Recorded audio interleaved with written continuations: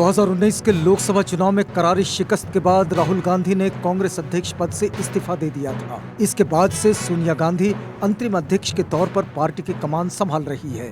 खबर यह है कि सोनिया गांधी एक बार फिर से अध्यक्ष बन सकती है। माना जा रहा है कि 2024 के लोकसभा चुनाव तक वह अध्यक्ष बनी रहेगी, जबकि सोनिया गांधी के साथ 4 या 5 नए कार्यकारी अध्यक्षों की नियुक्ति हो सकती है। सूत्र बता रहे हैं कि फिलहाल राहुल गांधी और प्रियंका गांधी के अध्यक्ष के रूप में नियुक्त होने की संभावना नहीं है, लेकिन बड़े फैसलों में इनका असर देखने को मिलता रहेगा। नवजोत सिंह सिद्धू ने पंजाब कांग्रेस अध्यक्ष पद की कमान संभाल ली है। मुख्यमंत्री कैप्टन अमरिंदर सिंह और पंजाब प्रभारी हरीश रावत की उपस्थिति में उन्होंने पंजाब कांग्रेस अध्यक्ष पद की जिम्मेदारी संभाली। इस मौके पर उन्होंने कहा कि उनका मिशन पंजाब को जीतना है। अपने संबोधन में सिद्धू ने कहा कि कार्यकर्ता से ही पार्टी होती है और वे कार्यकर्ताओं की आवाज सुनेंगे। उन्होंने कहा कि बिजली महंगी क्यों खरीदी जा रही है, क्यों चोरों की चोरी पकड़ी ना जाए। उन्होंने कहा कि वे सबको साथ लेकर चलना चाहते हैं। इस मौके पर सिद्धू ने कहा कि हालात के आगे सिकंदर कभी नहीं झुकता, बिना कार्यकर्ता के पार्टी नहीं होती है। मीडिया समूह दैनिक भास्कर और भारत समाचार पर बीते कल आयकर के छापों को लेकर उत्तर प्रदेश के मुख्य विपक्षी दल समाजवादी पार्टी, बहुजन समाज पार्टी और कांग्रेस ने कड़ी प्रतिक्रिया व्यक्त की है। बहुजन समाज पार्टी के अध्यक्ष मायावती ने देर रात एक ट्वीट में मीडिया समूह पर की गई कार्रवाई को द्वेषपूर्ण करार दिया है। उन्होंने अपने ट्वीट में कहा कि दैनिक भास्कर मीडिया ग्रुप व भारत समाचार चैनल पर आयकर की जबरदस्त छापेमारी प्रथम दृष्टया द्वेषपूर्ण कार्रवाई लगती है, जो 1975 के कांग्रेस की इमरजेंसी की काली यादों को ताजा करती है। यह अति दुखद व अति निंदनीय है। समाजवादी पार्टी के राष्ट्रीय अध्यक्ष एवं पूर्व मुख्यमंत्री अखिलेश यादव ने भारत समाचार न्यूज चैनल पर ईडी छापे को सच को दबाने के बदले की कार्रवाई बताए हुए इसकी निंदा की है। उन्होंने कहा कि भारतीय जनता पार्टी सरकार द्वारा लोकतांत्रिक संस्थाओं का दमन और अभिव्यक्ति की आजादी पर चोट अलोकतांत्रिक और असंवैधानिक है। जो जनता की बात करते हुए सरकार की नाकामियों और सच्चाई को उजागर कर रहे हैं, उन्हें डराने के लिए ईडी जैसी अनेक जांच संस्थाएं दिल्ली और लखनऊ में सक्रिय हो गई है। इससे ज्यादा भारत के लोकतंत्र के लिए कोई दुर्भाग्य नहीं हो सकता, जहां सरकारी संस्थाएं जनता की आवाज दबा रही है। कांग्रेस नेता राहुल गांधी ने पेगासस स्पाईवेयर के मुद्दे पर केंद्र की मोदी सरकार पर निशाना साधा है। संसद में पत्रकारों से रूबरू होते हुए राहुल ने कहा कि प्रधानमंत्री नरेंद्र मोदी, गृह मंत्री अमित शाह ने पेगासस को भारत और उसके संस्थानों के खिलाफ एक हथियार के तौर पर इस्तेमाल किया। ये राजद्रोह है। राहुल गांधी ने कहा कि उन्होंने इसे राजनीतिक रूप से इस्तेमाल किया है। उन्होंने इसका इस्तेमाल कर्नाटक में जांच को रोकने के लिए, सुप्रीम कोर्ट के खिलाफ, देश के सभी संस्थानों के खिलाफ किया है। इसके लिए एकमात्र शब्द राजद्रोह है, इसके लिए कोई दूसरा शब्द नहीं है। केंद्र सरकार ने नए कृषि कानून लागू कर किसानों को आंदोलन करने के लिए मजबूर कर दिया है। पिछले साल नवंबर महीने से किसान देश की राजधानी दिल्ली में अपने खेत, अपनी कृषि अधिकारों की रक्षा के लिए आंदोलन कर रहे हैं। केंद्रीय मंत्री मीनाक्षी लेखी ने आगे बढ़ाते हुए आंदोलनकारी किसानों को मवाली कहा है। लेखी के इस बयान के आने के बाद से सियासत गर्मा गई है। मीनाक्षी लेखी की इस टिप्पणी पर प्रतिक्रिया देते हुए उत्तर प्रदेश के पूर्व मुख्यमंत्री अखिलेश यादव कहते हैं, भाजपा के एक मंत्री द्वारा आंदोलनकारी किसानों को मवाली कहा जाना मानसिक दिवालियापन है। ये देश की 2/3 जनसंख्या का ही नहीं, पूरे देश का अपमान है। भाजपाई किसानों का उगाया खाना बंद कर दे।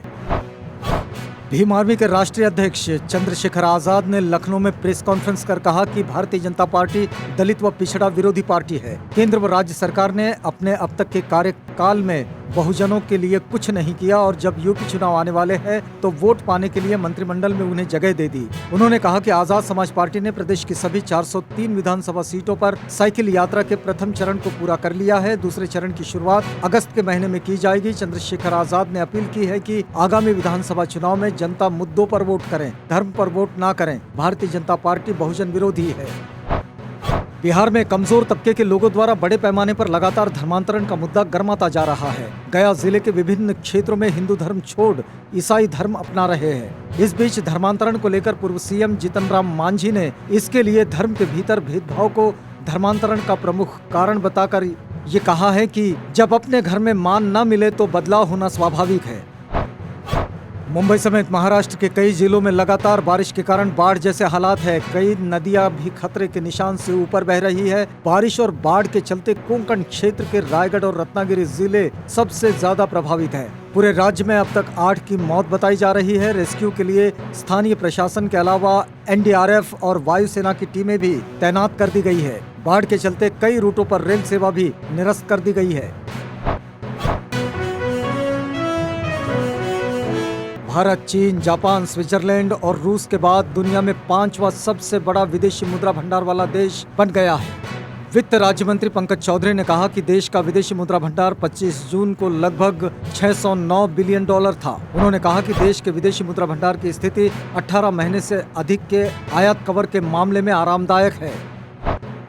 केंद्रीय मंत्रिमंडल ने केंद्र शासित क्षेत्र लद्दाख में सेंट्रल यूनिवर्सिटी स्थापित करने के प्रस्ताव को मंजूरी दे दी है। इस पर 750 करोड़ रुपए की लागत आएगी। केंद्रीय मंत्रिमंडल ने केंद्र शासित क्षेत्र में लद्दाख एकीकृत आधारभूत ढांचा विकास निगम की स्थापना को भी मंजूरी दी है। सरकार के मुताबिक इससे लद्दाख का समावेशी और एकीकृत विकास हो सकेगा। इसके जरिए आत्मनिर्भर भारत के लक्ष्य को हासिल किया जा सकेगा। ये क्षेत्र में उद्योग, पर्यटन, स्थानीय उत्पादों, हस्तशिल्प के विपणन में भी मदद करेगा।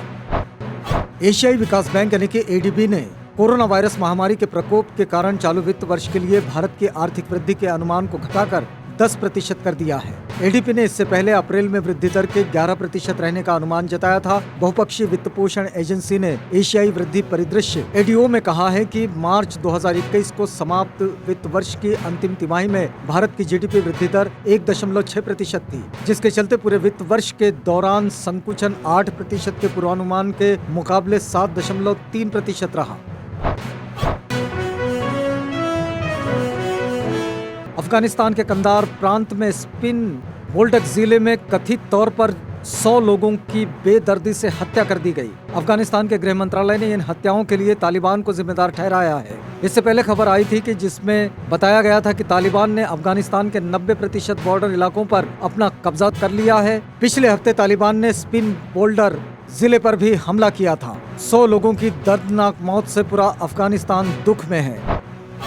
भारत के साथ सीमा पर चल रहे सीमा विवाद के बीच चीन के राष्ट्रपति शी जिनपिंग ने पहली बार तिब्बत का दौरा किया है। जिनपिंग ने भारत के अरुणाचल प्रदेश राज्य से सटे चीन के निंगची शहर का दौरा किया, जो तिब्बत का हिस्सा है। इस दौरान जिनपिंग ने ब्रह्मपुत्र नदी का भी निरीक्षण किया। चीन यहां दुनिया का सबसे विशाल बांध बना रहा है। बताया जा रहा है कि साल 2011 में सत्ता संभालने के बाद ये शी जिनपिंग का पहला तिब्बत दौरा है। चीनी राष्ट्रपति ने ब्रह्मपुत्र नदी और उसकी सहायक नदी के घाटी का निरीक्षण किया। ब्रिटेन में वैज्ञानिकों ने एक बार फिर अनलॉक के लिए प्रधानमंत्री बोरिस जॉनसन को चेतावनी दी है। Scientific advisory group for emergencies ने कहा कि 8 से 14 जुलाई के बीच अस्पतालों में भर्ती होने वाले कोरोना मरीजों की संख्या 38.4% बढ़ी है। वैज्ञानिकों ने कहा, अगर यही रफ्तार रही तो अगस्त में हर रोज 1 लाख मरीज आ सकते हैं। पीएम जॉनसन तैयार रहे। वैज्ञानिकों की राय है कि इस स्थिति में फिर से लॉकडाउन लगाना पड़ेगा। मास्क और अन्य कोरोना प्रतिबंध भी अनिवार्य करने होंगे। पीएनबी घोटाले में वांटेड हीरा कारोबारी नीरव मोदी भारत आने से बचने के लिए रोज नए हथकंडे अपना रहा है। ब्रिटेन की एक अदालत में हुई सुनवाई के दौरान नीरव के वकीलों ने भारत की जेलों को खराब स्थिति का हवाला दिया। वकीलों ने कहा कि ऐसे में नीरव डिप्रेशन में आकर सुसाइड की स्थिति में भी जा सकते हैं। इस वजह से प्रत्यर्पण नहीं होना चाहिए। खेलों के महाकुंभ के आगाज के साथ ही जहां दुनिया भर की विज्ञापन एजेंसियां विभिन्न प्रकार के विज्ञापन के माध्यम से ओलंपिक का प्रचार कर रही है, वहीं गूगल ने डूडल के जरिए ओलंपिक खेलों और खिलाड़ियों का उत्साह बढ़ाया है। गूगल ने बिल्कुल अनोखा और नए तरीके का डूडल बनाया है, जिसे लोगों द्वारा काफी पसंद किया जा रहा है। गूगल ने animated doodle champion island games launch किया है। मजेदार बात यह है कि गूगल ने अपने डूडल के माध्यम से यूजर्स को गेम खेलने का भी अवसर प्रदान किया है। इसमें 7 मिनी गेम्स, लेजेंडरी प्रतिद्वंद्वियों और कई प्रतियोगिताओं का एनिमेटेड रूप इसमें रखा गया है। 7 मिनी गेम्स में टेबल टेनिस, स्केटबोर्डिंग, तीरंदाजी, रग्बी, तैराकी, क्लाइंबिंग और मैराथन शामिल है। राष्ट्रपति रामनाथ कोविंद ने कहा कि टोक्यो ओलंपिक खेलों में भारत के दल के साथ पूरे देश की उम्मीदें एवं प्रार्थनाएं हैं। साथ ही उन्होंने भरोसा जताया कि खिलाड़ी सर्वश्रेष्ठ प्रदर्शन करेंगे, ख्याति प्राप्त करेंगे और देश को गौरवान्वित करेंगे। कोविंद ने ट्वीट किया, पूरे देश की उम्मीदें और प्रार्थनाएं टोक्यो ओलंपिक में भारतीय दल के साथ है। वे सभी भारतीयों की तरफ से शुभकामनाएं देते हैं। उन्हें भरोसा है कि उत्कृष्ट प्रदर्शन करेंगे, ख्याति प्राप्त करेंगे और हमारे देश को गौरवान्वित करेंगे।